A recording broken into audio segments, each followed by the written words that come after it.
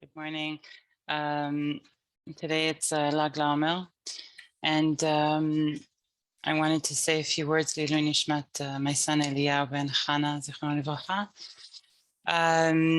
So I was thinking this whole past week about El Haddad, a couple who lost two sons in the Meron tragedy last year, that tragically killed 45 people and injured many others.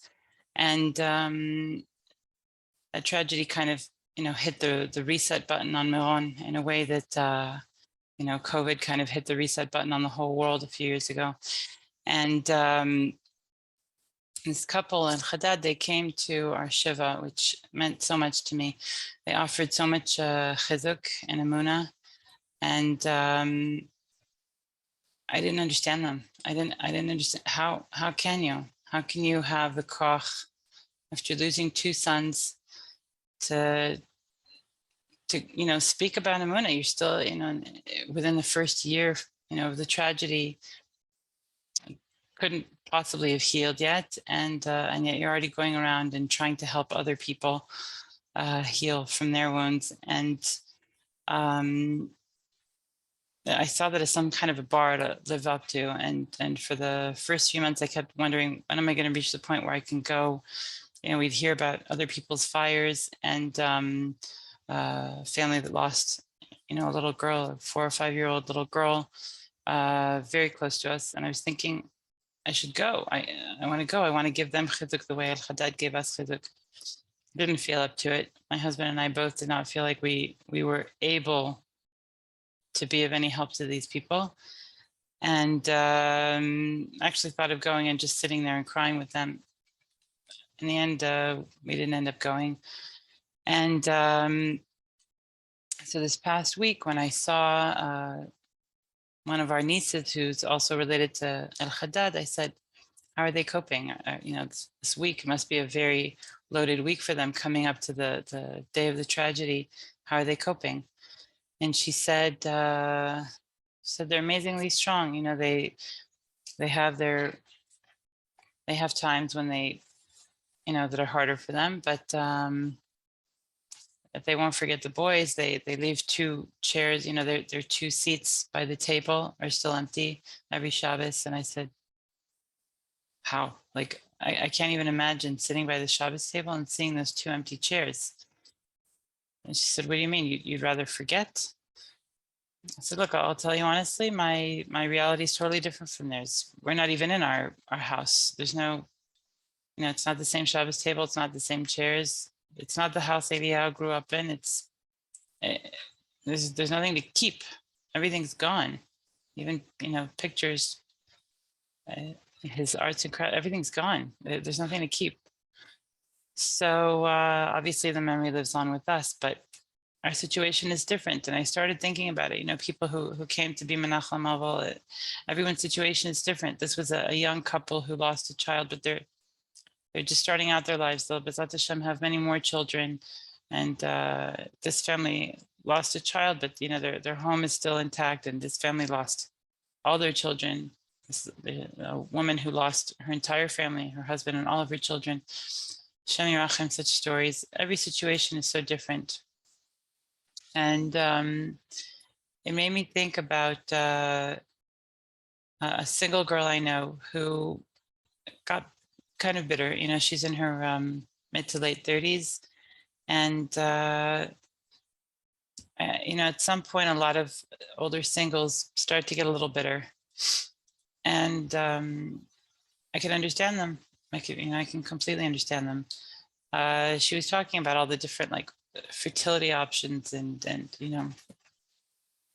how she advertises them in Shidduchim and so on.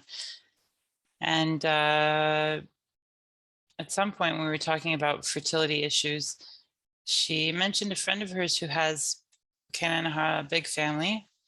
And now that she's getting older, the kids, aren't being born quite as close together. And she was lamenting that and saying maybe she'll go for fertility treatments. And my friend said to her, I have no sympathy for you. You've had quite a few children. Don't talk to me about this anymore. Now I understand where she's coming from. Like, Bemet, your problems aren't my problems. You're talking about, fertility at an older age. I'm talking about not having any children, not having a husband, not having a home at all.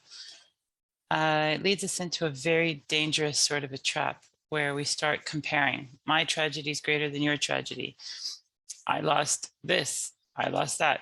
Which one's worse?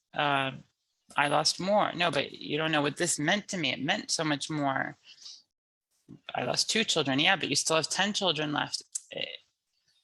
You get into these little, I don't know, kind of self-pity comparison wars. And first, I don't think there's any toilets in it at all, not for either side. Nobody, in the Western world, there's kind of a little battle right now for who's more of a victim, who has more intersectionality or whatever it's called, who has more issues that society discriminates against and so on, who deserves more pity. And I really think that there's no toilets in this. It doesn't uplift anyone. It doesn't help anyone. It doesn't give anyone koch. It's Yetzer Hara. It's Pashari Yetzer Hara. It's a huge Yetzer Hara to give you a kind of an out and say, well, I can, let myself run wild. I don't have to answer to anyone because my situation is bad and everyone needs to just understand that, including Hashem. And I think the whole hashkafa here is, I fall into this trap too sometimes, but I think the whole hashkafa here is completely wrong, where we think we're doing someone a favor. Like when I'm nice, I do a chesed, I'm doing someone a favor. I don't have to do that. I don't have to help this person. I don't have to keep Shabbos. I don't have to, I'm doing the world a favor. Being a good frum Jew, it's my service to the world. It's not true. It's your service to yourself. B'rosh u'b'rishona. You want to drag yourself down into the gutter, you're the first one who's going to suffer. And you see it with little kids sometimes when they get mad and they start doing self-destructive things and their parents are telling them, you're really hurting yourself,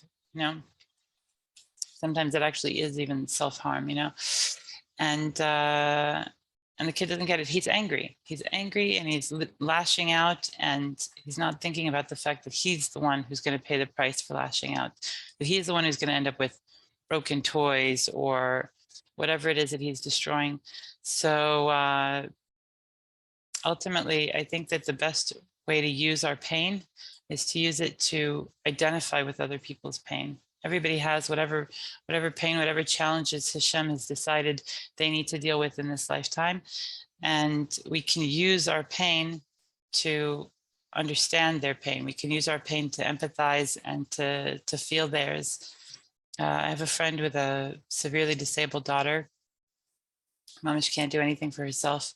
And, when she came to be Menachem Avel, she said, Lahavdil, I know that my pain doesn't come anywhere near yours. You lost a child. I just have this. And she gave this whole introduction before she, made some sort of comparison between what we were going through.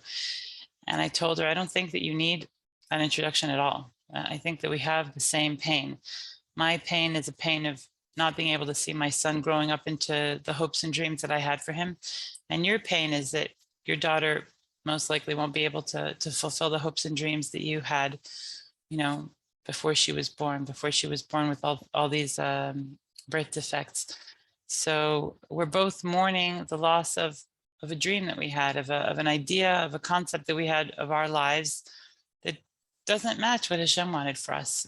And basically what we're upset about, what we're lashing out about, is that Hashem isn't giving me what I want. Hashem isn't giving me the toys that I wanted. I thought I was going to have a big Shabbos table. I thought I was going to have, sons and daughters and grandchildren and Bezat Hashem.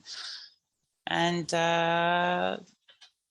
instead, the Shabbos table looks different. And instead, reality looks a little different from the dreams and goals that I had for myself. That is something that, can connect a lot of people, including older singles.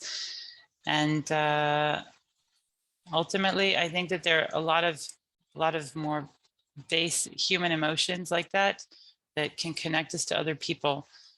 If a person's never been through any kind of a struggle, any kind of pain, he can't connect with other people on that level at all.